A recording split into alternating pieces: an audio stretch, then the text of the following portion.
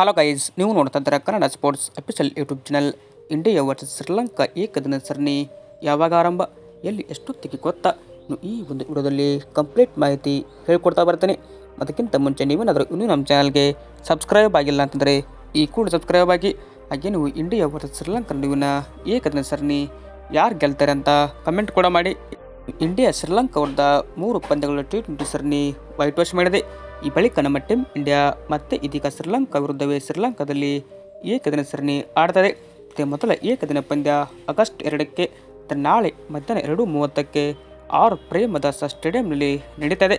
But second ಏಕದಿನ ಪಂದ್ಯ August 4ಗೆ, ಅದು ಕೂಡ ಮಧ್ಯಾಹ್ನ 2:30ಕ್ಕೆ ಪ್ರೇಮದಾಸ ಸ್ಟೇಡಿಯಂನಲ್ಲಿ ನಡೆದರೆ, ಥರ್ಡ್ ODI ಪಂದ್ಯ 7th ಆಗಸ್ಟ್ಗೆ ಮಧ್ಯಾಹ್ನ 2:30ಕ್ಕೆ, ಅದು ಕೂಡ ಪ್ರೇಮದಾಸ ಸ್ಟೇಡಿಯಂ ನಡೀತದೆ. ಅಂದರೆ ಒಟ್ಟಾರೆಯಾಗಿ 3 ಏಕದಿನ ಪಂದ್ಯಗಳು ಕೊಲಂಬೋ ಸ್ಟೇಡಿಯಂದಲ್ಲಿ ನಡೀತಾ ಇದ್ದಾವೆ. ಇದು ಏನಪ್ಪ ಅಂದರೆ ಇಂಡಿಯಾ ವರ್ಸಸ್ ಶ್ರೀಲಂಕಾ ನಡುವಿನ ಏಕದಿನ ಸರಣಿಯ ವೇಳಾಪಟ್ಟಿ. ವಿಡಿಯೋ ಇಷ್ಟ ಆದರೆ ಲೈಕ್ ಮಾಡಿ, ಹೀಗೆ ಫಾಲೋ ಮಾಡ್ತಾ ಬನ್ನಿ. Thank you.